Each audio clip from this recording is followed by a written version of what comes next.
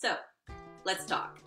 On November 19th, 2006, when I was about 16 or 17, I got literally one of the worst phone calls of my life. It was from my aunt, who had told me that my 92-year-old grandmother, who had been at the nursing home at the time, had broken into the nurse's station downstairs and taken too many pain pills.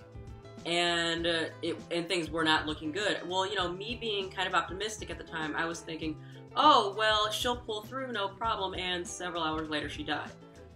And for a good majority of my life, and I mean a good majority of my life, the story with my grandmother's death had always been she accidentally took too many pills and that was the end of that. Not true. And I had to come to this grips on my own, and that's what my family told me. And it wasn't until my own suicide attempt in August of 2015, August 21st, that I came to understand that my grandmother committed suicide. That was no accidental overdose.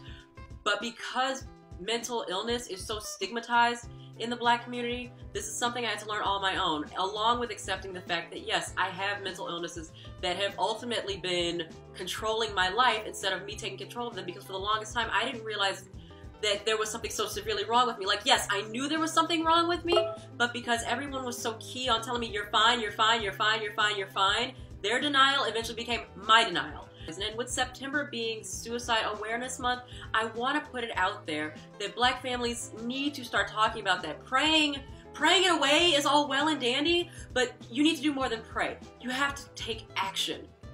Black people are dying. Now, I know that I should have some kind of heartfelt message, like I said in my last video. I know I should have some kind of heartfelt message on my own experience of surviving suicide.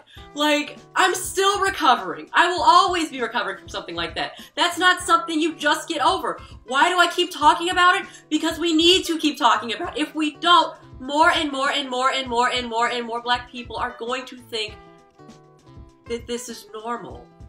That if you commit suicide, you're weak. If you commit suicide or if you have attempted suicide, you are not weak.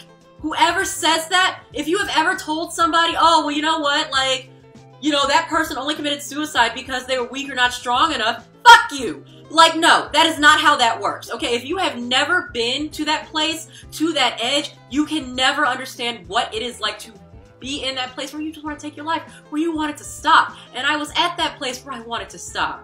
Living had become so painful for me. And largely because of things that have gone on in my life, both trauma that I had caused to not only myself, but by others. Like the trauma done to me from sexual abuse from an early age, just from physical, mental, everything, you name it, every kind of abuse. Plus to bad decisions that I had made. And I'm going to touch on something else. Addiction. Also something that is sprinting through Black families and killing us off one by one, but something we don't want to talk about. Like addiction runs in my family. My grandmother had a severe, and probably my grandfather too, you know, if memory serves. So there were always a lot of beer cans lying around, and there were always red flags. But what I'm saying is my grandmother had an addiction, a heavy addiction to pain pills. What did I later become addicted to? Pills! Anything to numb the pain. Anything to help me cope with what was going on and face trauma that I felt like I could not deal with on my own. Black people, you know that stereotype of us being loud? Let's get loud! Get loud. Scream. Cry. Because I got news for you. If we wait until, say, yourself or a loved one commits suicide, their voice is silenced forever. That is nothing to be quiet about. If someone says that they are thinking about committing suicide or that they are depressed, don't just tell them, hey, it'll get better. Don't feed them that passive bullshit. Ask them. Get them help. Stay with them. Love them. Loving somebody with mental illness is not easy. It is so difficult, but it can be done. Black people, we rock. Plain and simple. We slay. Fashion, athletics, media. How about we try slaying the silence and slaying the stigma that surrounds suicide? I truly want to be a mother someday. And honestly, it terrifies me. It really does terrify me to think of the type of person that I might have become had I not addressed any of this. Had I not acknowledged my own mental illness? Had I not acknowledged anything else? Because to be perfectly honest with you, again, I'm not trying to walk in on my daughter the way my father found me. Sprawled out, naked, red, pink, and white vomit from all the pills and the liquor that I digested on August 21st when I tried to kill myself. If my daughter comes to me, or my son, especially my son, comes to me and says outright, look, I'm depressed, I'm not... What do you think I'm gonna say? You're not trying hard enough. Fuck that!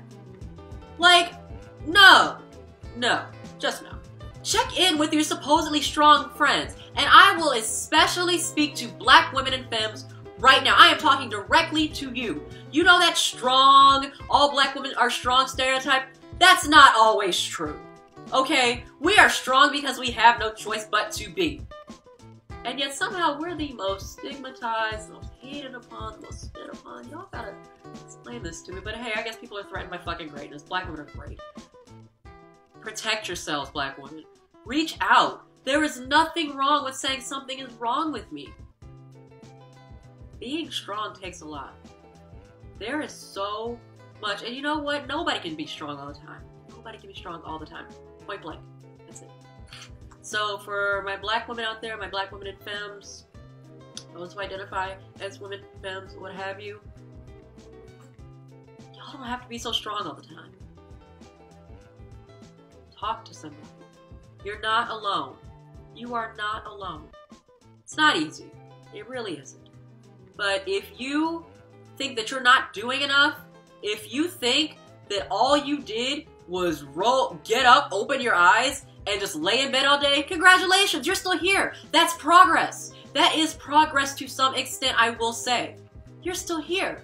If you make it one day without downing a ton of pills or stepping into traffic or harming yourself in some kind of way just to end it, and you're still here, but you still feel like you're not doing enough, you're doing everything you can.